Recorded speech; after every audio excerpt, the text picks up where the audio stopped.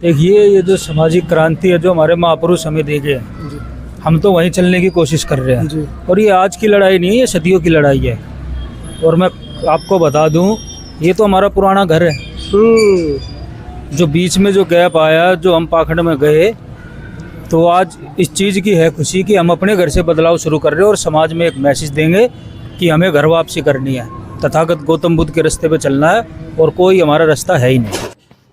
के कल्याण के लिए मेरा क्या भूमिका है।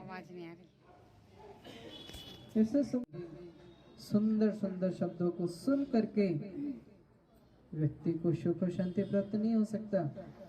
सुख और शांति को मानने वाले लोग हैं, धर्म को जानने वाले लोग हैं। भारत भूमि पर बहुत कर्ज है और विशेष रूप से हम सभी लोगों के ऊपर तो बहुत ही विशेष ऋण है कि परम पूज्य बोधिसत्व बाबा साहब की अनुकंपा से आज हम सब लोग इतना अच्छा खाना खा पाता है, कपड़ा पहन पाते हैं, पैसा कमा सकते हैं, इच्छानुसार घूम सकते हैं, बैठ करके बातें कर सकते हैं, अन्याय हो तो उसके खिलाफ भी बोल सकते हैं। नाना प्रकार का जो अधिकार है हमको, समानता का, स्वतंत्रता का, न्याय का, बंधुता का, सभी जो अधिकार हमको प्राप्त है वो बाबा साहब की वजह से है। और हम लोग धर्म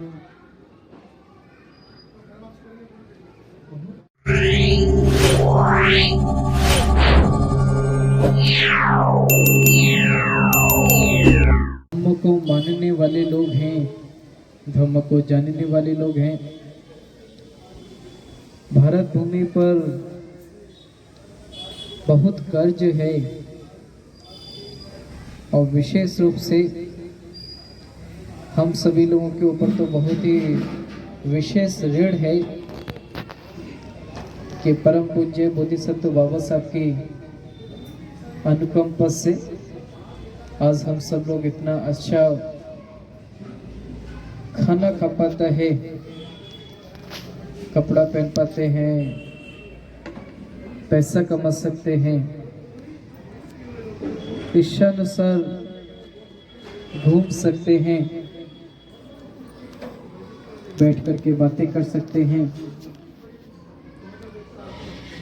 अन्याय हो तो उसके खिलाफ भी बोल सकते हैं। नाना प्रकार का जो अधिकार है हमको, समानता का, स्वतंत्रता का, न्याय का, बंधुता का, सभी जो अधिकार हमको प्राप्त है वो बाबा साहब की वजह से है। और हम लोग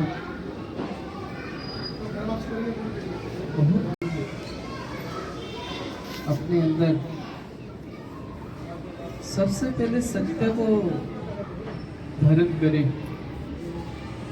मनुष्य के पास जो आँख है वो देखने के लिए है, और इस आँख के साथ साथ जो बुद्धि है, ज्ञान है, विवेक है, वो सत्य को धारण करने के लिए है। मैं ऐसा मनुष्य होने के नाते कि मैं मनुष्य हूँ, ऐसा मैं सोचता हूँ, तो निश्चित है कि मेरे पास सभी प्राणियों से अधिक क्षमता है, सभी प्राणियों से अधिक बल है, सभी प्राणियों से अधिक मेरे पास बुद्धि है, ज्ञान है, विवेक है, और सही गलत को समझने का क्षमता है मेरे अंदर। और सही गलत को जो समझने का क्षमता है, तो इट मीन्स कि मैं सत्य को स्वीकार कर सकता हूँ, मैं सत्य को स्वीकार कर सकता हूँ, मैं सत्य को देख सकता हूँ।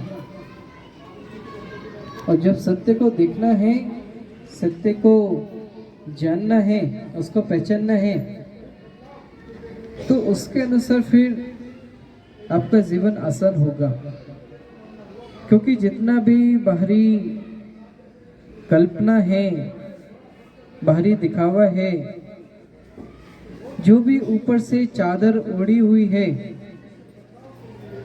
जब सत्य दिखता है और सत्य का रस का जब पान करता है, तो उस व्यक्ति को फिर किसी भी अन्य तरह की कल्पना उसको स्वीकार नहीं होती।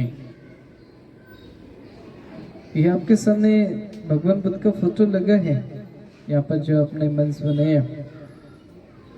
भगवान बुद्ध को ज्ञान प्राप्ति से पहले उनको सिद्धार्थ बोला था, सिद्धार्थ उनका नाम था। और सिद्धार्थ उनका नाम था। धम्मं शरणं गच्छामि, संघं शरणं गच्छामि, द्वितीयंपि बुद्धं शरणं गच्छामि। सुंदर सुंदर शब्दों को सुन करके व्यक्ति को सुख और शांति प्राप्त नहीं हो सकता। सुख और शांति के कल्याण के लिए मेरा क्या भूमिका है? आवाज नहीं आ रही। ऐसे बुद्ध काल से आज तक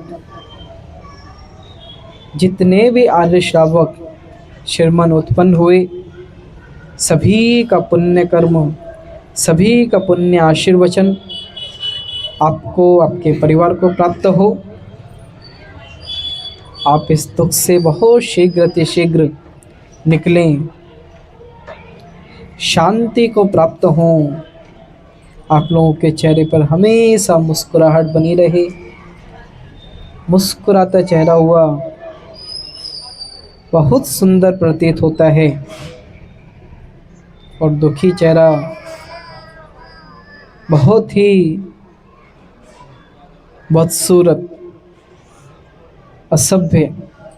तो इसलिए दुख से मुक्त होकर के सुख भरा, खुशियों भरा चेहरा आपका हमेशा बना रहे। आँखों में ज्ञान की लो हो, मुख में प्रेम की वाणी हो, हाथों से सम्यक कर्म हो। इन्हीं शब्दों के साथ आपको बहुत बहुत मंगल आशीर्वचन। साधु सुखी होंतु। सुंदर सुंदर स्त्रियां भी उनको दी जाती थी, जिनका वो उनको भोग कर सकते हैं। परंतु सिद्धार्थ ये जो सांसारिक जीवन है उसमें ज़्यादा मन नहीं लगा पाते थे, इसलिए उसमें जब सुख मैं पा नहीं सकता, जो समाप्ति होने वाला है, तो उसके प्रति मेरा राग की भावना नहीं है, उसके प्रति कोई मेरा प्रेम का, चाहत का भावना नहीं है। तुमने अपना गृह त्याग किया, और जब गृह त्याग किया तो वो सत्य की खोज के लिए गृह त्याग किया, है ना। सिद्धार्थ गौतम ने जो गृह त्याग किया वो सत्य की खोज के लिए गृह त्याग किया। मोक्ष प्राप्त हुआ, निर्वाण प्राप्त हुआ, बोधि प्राप्त हुआ। तब उसके पश्चात जब उन्होंने सत्य को देखा, उसके पश्चात वो समस्त 45 वर्ष तक वो स्वाद चखे, सत्य का ही उपदेश दिया, और निडर होकर के, एकदम भय रहित होकर के, सिंहनाद की तरह, शेर की तरह, एकदम अगर उसको नहीं करता है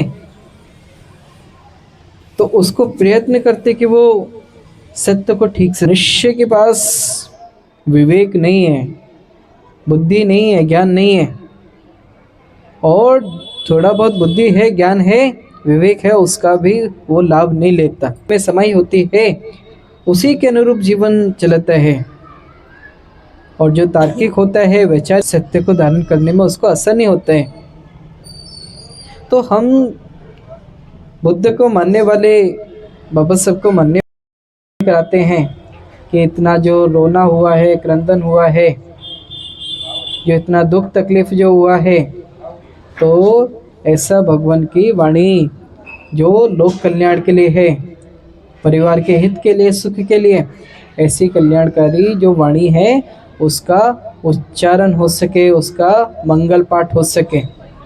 तो ऐसा शांति पाठ के लिए भी भिक्षु को आमंत्रित करते हैं। परंतु भिक्षु समझाने का प्रयत्न करता है, भिक्षु समझाने का प्रयत्न करता है कि किसी भी तरह के धार्मिक ग्रंथों को पढ़ के, किसी भी प्रकार के सुंदर सुंदर शब्दों के उच्चारण करके, सुंदर सुंदर शब्दों को सुन करके व्यक्ति को सुख और शांति प्राप्त नहीं हो सकता। ऐसा समझना चाहिए कि मेरा क्या भूमिका है, मेरा समाज का उद्धार करने के लिए, समाज को सुधारने के लिए मेरा क्या भूमिका है, इससे उसका कल्याण करे और परिवार का कल्याण ना करे तो स्वयं का कल्याण करे। विचार नहीं करना है, झूठ नहीं बोलना है, चुगली नहीं करना है, व्यर्थ का बकवास नहीं करना है। भी मनुष्य के लिए व्यक्तिगत रूप से धारण करने के योग्य होता है। तो जब उसको प्रतीत हो कि मैं लोक कल्याण नहीं कर सकता हूँ, मैं समाज कार्य नहीं कर सकता, शील पालन करे और अपने को अंधकार से बाहर निकाले। अंधकार से बाहर निकालने का प्रयत्न तो व्यक्ति को स्वयं ही करना होगा, अन्य नहीं कर सकता है कोई। नहीं करना है, क्या करना है, क्या नहीं करना है, ये आपको भिक्षु लोग, जो विद्वान लोग होता है, बुद्धिमान पुरुष होता है, शर्मन होता है, तो वो आपको मार्ग दे सकता है कि क्या करना है और क्या नहीं करना है। परंतु आपको चलना तो स्वयं होगा, स्वयं आपको अपने अंदर का अंधकार दूर करना होगा। आज हम सब लोग यहाँ शांति पाठ में बैठे हैं। ये बहुत प्राचीन परंपरा है कि कोई व्यक्ति मरता है तो मरने के समय अधिक से अधिक लोग उसको देखने पहुंचते हैं। पूर्व काल में जब वस्त्र नहीं होते थे, आपने जब देखा है, जब हम शरीर हमारा जिंदा होता है तो हम बहुत सुंदर लगते हैं, और जैसे ही हम बीमार होते हैं तो बदसूरत लगने लगते हैं, और जब मृत्यु के प्राप्त होते हैं तो और भी ज़्यादा बदसूरत हो जाते हैं, देखने में अच्छा नहीं लगता। जब हम किसी मृत व्यक्ति को देखते हैं तो हमारे चेहरे पे मुस्कुराहट नहीं आ सकती। एक तो पहले उसको मृत्यु को प्राप्त हुआ, उसके अलावा उसका चेहरा, उसका बॉडी भी खराब हो जाता है, उसका जो शरीर में खून नहीं दौड़ता है, कीड़े पड़ने लगते हैं।